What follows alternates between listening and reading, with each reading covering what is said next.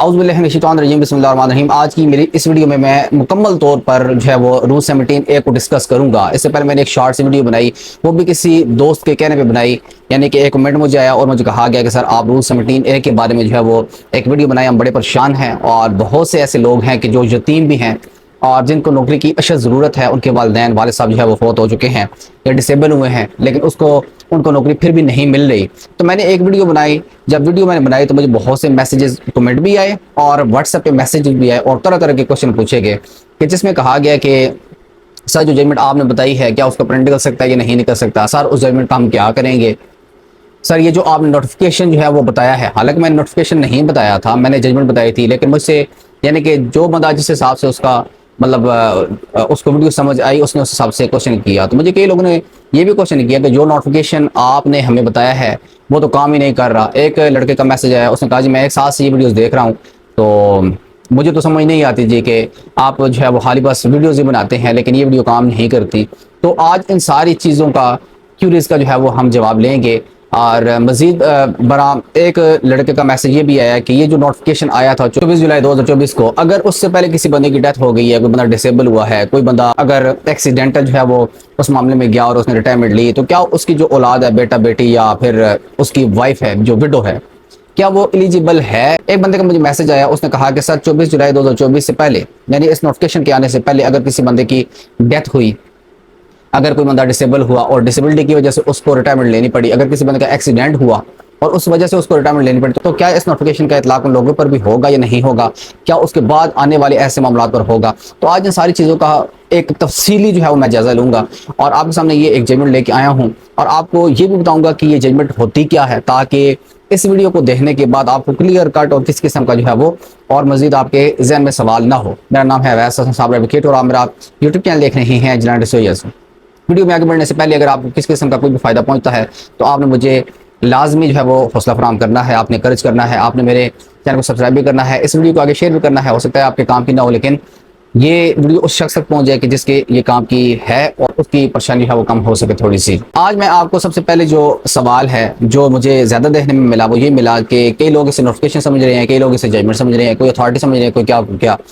जो जजमेंट मैंने आपको बताई है, ये जजमेंट आपको बताता हूँ कि जजमेंट होती है कि जब भी कोई मामला हाई कोर्ट या सुप्रीम कोर्ट के सामने आता है और वो सुप्रीम कोर्ट या हाई कोर्ट उसको लेके जो है वो कोई ना कोई फैसला करती है, तो उसे जजमेंट कहा जाता है।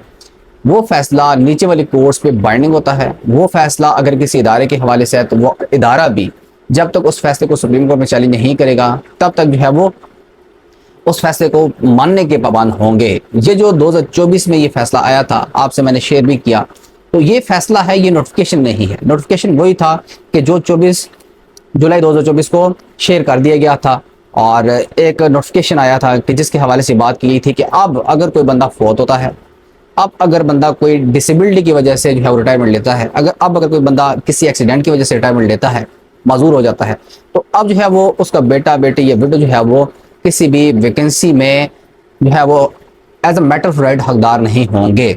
लेकिन उससे पहले पहले जो है वो ये बात नहीं की गई कि क्या उससे पहले अगर कोई ऐसा मामला होता है तो वो जो उसके बेटे या बेटी या विडो होंगे वो हकदार होंगे या नहीं होंगे। तो ऐसा ही मामला जो है वो एक हाई कोर्ट के सामने आया, उसमें भी एक लड़का, उसके वालिद साहब की डेथ हुई थी 24 जुलाई 2024 से पहले, और जब उसने अप्लाई जाके किया उसने कहा जी मेरे वालिद साहब फौत हो चुके थे 24 जुलाई 2024 से पहले, उसके बाद ये नोटिफिकेशन आया तो मैं एलिजिबल हूँ। लेकिन इदारे ने ये कहा कि नहीं जी आप एलिजिबल नहीं हैं और उसने रेट्रोस्पेक्टिव जो है वो उसे इफेक्ट देने की कोशिश की। हमेशा याद रखिएगा कि अगर कोई जजमेंट आती है, कोई फैसला आता है हाई कोर्ट का या सुप्रीम कोर्ट का और उसके ऊपर ये नहीं लिखा होता, उसमें ये मेंशन नहीं होता कि ये इसका जो इतलाक है रेट्रोस्पेक्टिव होगा, हमेशा याद रखिएगा कि उसका फिर इतलाक प्रोस्पेक्टिव होता है, यानी कि उस जजमेंट के बाद आने वाले मामला पे उसका इतलाक होता है, उस पर असर होता है, उससे पहले वाले मामला पर नहीं होता। हाई कोर्ट ने ये चीज़ इस मामले में डिस्कस की। एक बंदा उससे जाके जब हाई कोर्ट में रिट पिटीशन दायर की, उसने कहा जी कि मैं जब इदारे के पास किया तो उन्होंने कहा जी नहीं ये 24 अब एक नोटिफिकेशन आ चुका है लिहाजा आप एलिजिबल नहीं हैं। इससे पहले भी एक पॉइंट डिस्कस कर लेते हैं कि ये जो नोटिफिकेशन आया था ये पंजाब सिविल सर्वेंट के हवाले से आया था, यानी कि पंजाब के अंदर जो लोग हैं ये इसका इतलाक, इस नोटिफिकेशन का इतलाक उन पर होता है। कई दोस्तों ने सिंध से और आगे पीछे से निकाल की, तो इसका इतलाक, इस नोटिफिकेशन का इतलाक उन पर नहीं होता।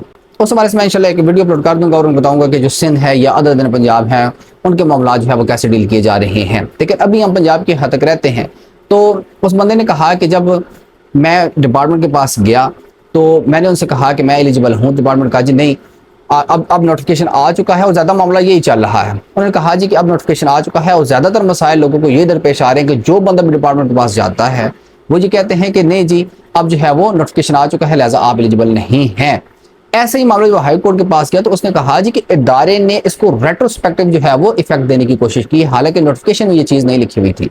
नोटिफिकेशन में ये लिखा हुआ था कि 24/7/2024 को नोटिफिकेशन आया और उसमें ये कहा गया कि अब जो है वो ऐसा कोई भी बंदा जो है वो कि जो डिसेबिलिटी की वजह से, जो एक्सीडेंट की वजह से या जो डेथ की वजह से अपनी नौकरी से फारिग हो गया, उसके बेटा बेटी या विडो अब एलिजिबल नहीं होंगे। तो हाई कोर्ट ने इस पॉइंट को डिस्कस करते हुए कहा कि इदारे ने इसको नोटिफिकेशन से पहले वाले मामलात पर भी लागू करने की कोशिश की, हालांकि ऐसा नहीं हो सकता। और उसने कहा कि ये जो लड़का है ये बिल्कुल एलिजिबल है जॉब के लिए, लिहाजा इसको जॉब दी जानी चाहिए। अब आपने करना क्या है, कई लोग मुझे ये कहते हैं, मतलब इस वीडियो के बाद ये मामला देखने में सामने है और मुझे एक बड़ा सुकून मिला। मैंने कहा जी चले यूट्यूब तो मतलब एक चैनल मैंने बनाया हुआ है मदद करने के लिए ही, लेकिन ये जो रूल 17A वाला मामला है, अगर किसी एक बंदे की भी जॉब वापस उसे मिल जाती है तो मैं यही समझूंगा कि मेरे यूट्यूब चैनल बनाने का मकसद पूरा हो गया है।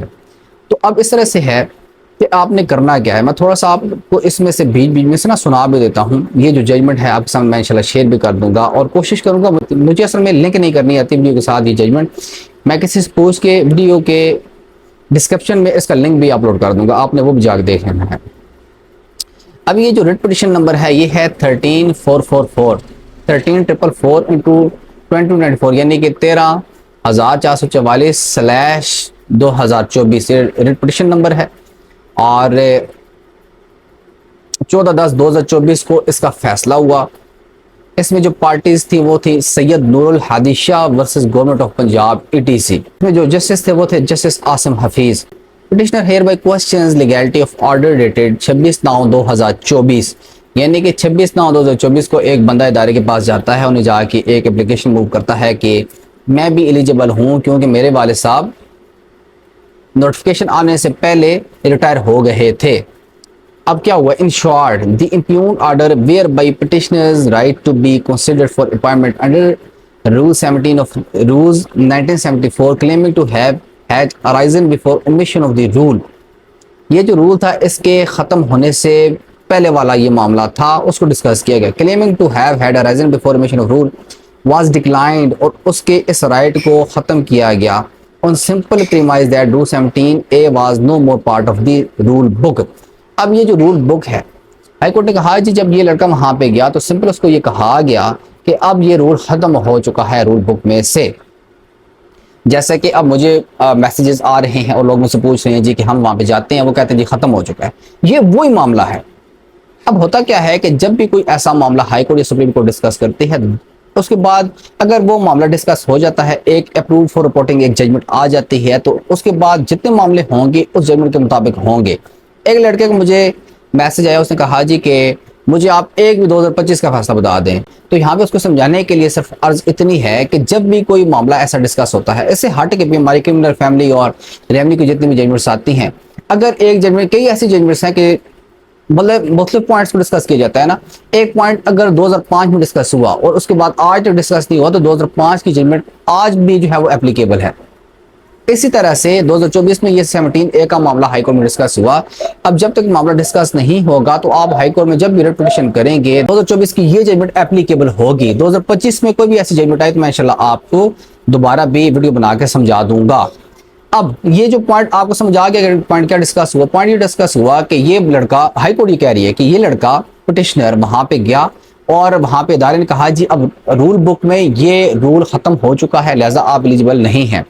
स्कोप ऑफ इंस्टेंट पिटिशन यानी फिर स्कोप बताया गया। Scope of instant petition is purely legal issue. अब स्कोप डिस्कस किया गया which is to judicially review the position adopted by the government of Punjab and for the purposes of this petition the chief executive officer district education authority while interpreting the omission of 17A carried out by notification number SOR 3। फिर आगे उस notification का हवाला दिया हुआ है कि वो कौन सा नोटिफिकेशन था कि जिसके तहत जो है वो 24/7/2024 को 17A को खत्म किया गया। इस चीज को अब डिस्कस किया जा रहा है। It transpired that government had issued various notifications। कहा जी गवर्नमेंट ने बड़े नोटिफिकेशन इशू किए। सब्सिक्वेंटली आगे चल के 245 their position regarding omission of Rule 17A of the Rules 1974 details whereof are found in the text of the impugned order of 26/9/2024 and paragraphs 3 to 6 of the orders are reported here under। अब उस notification के order को देखा जा रहा है।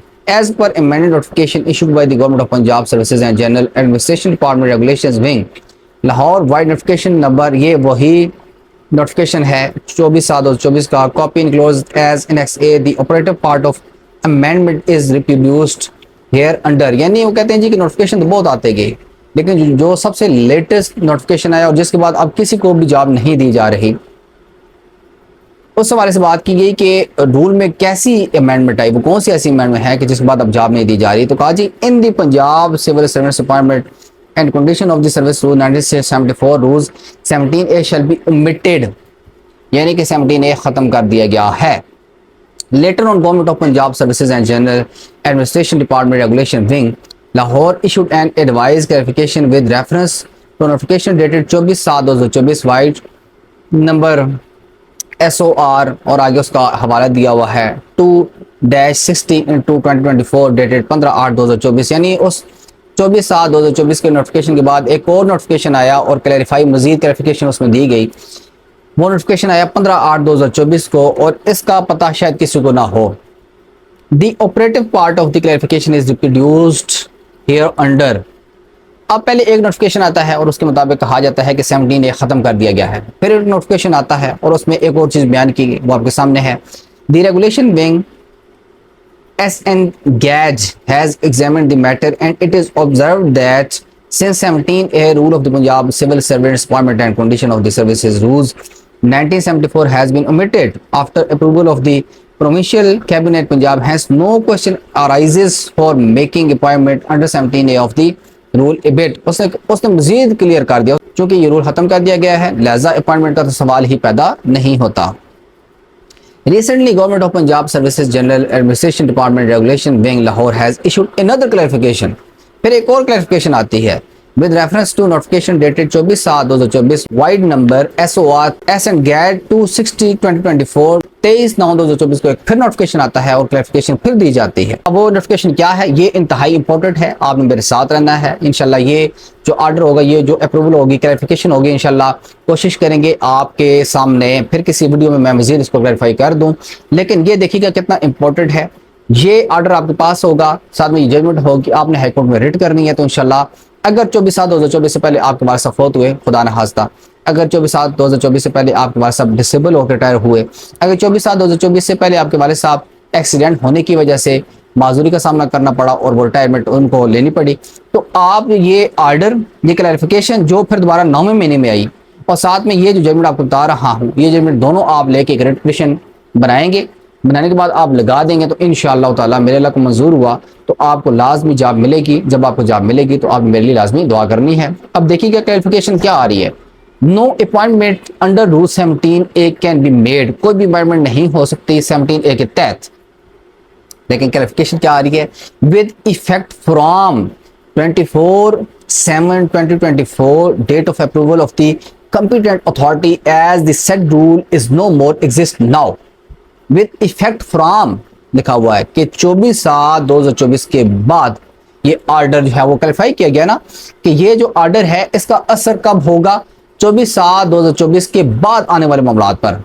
अब मेरे ख्याल में आपका किसी किस्म का कोई इसमें यहाँ पे गलतफहमी नहीं रहती, कोई शक नहीं रहता, आपके ज़हन में कोई सवाल मजीद अब नहीं होना चाहिए कि इससे पहले है, इसके बाद है। अब यकीन जाने कि 8 से लेकर 4 बजे तक तो हम फिक्स अपने कोर्ट के अंदर होते हैं और उसके बाद भी हमारे मामला चालू होते हैं, लेकिन मैसेज करने वाला मैसेज पे मैसेज कर रहा होता है। ठीक है ना, आप पहले पूरी वीडियो देखा करें।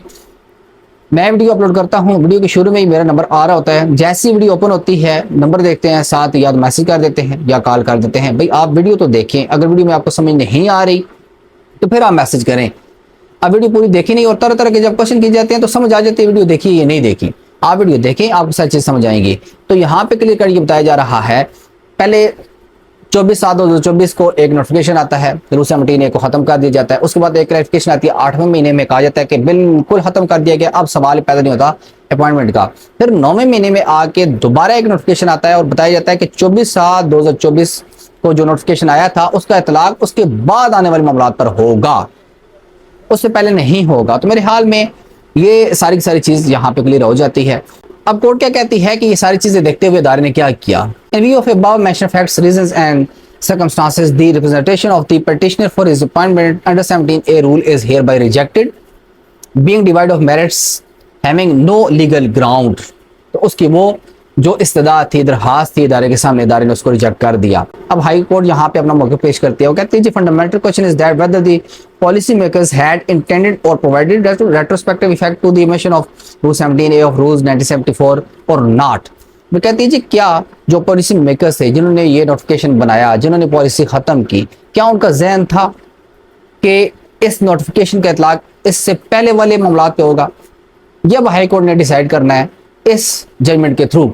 और वो कहती है कि upon bearing textual reading number such intent expressive or implied is evident from notification dated 24/7/2024 wherein use of the expression shall manifests clarity of the thought and actual intent of the policy makers, I had no difficulty to read and opine that effect of omission of rule 17A of the rules 1974 is prospective। वो कहते हैं जी कि मुझे ये बताने में कोई issue नहीं है कि इसका जो असर था वो 24/7/2024 के बाद आने वाले मामलात पर था। ये कि हाई कोर्ट कह रही है, अपनी ऑब्जर्वेशन दे रही है यहाँ पे, एंड नॉट रेट्रोस्पेक्टिव। और ये जी कि इसका रेट्रोस्पेक्टिव इफेक्ट नहीं होगा, यानी वो मामलात जो 24/7/2024 से पहले आए हैं दरपेश, उस पे इस नोटिफिकेशन का असर नहीं होगा।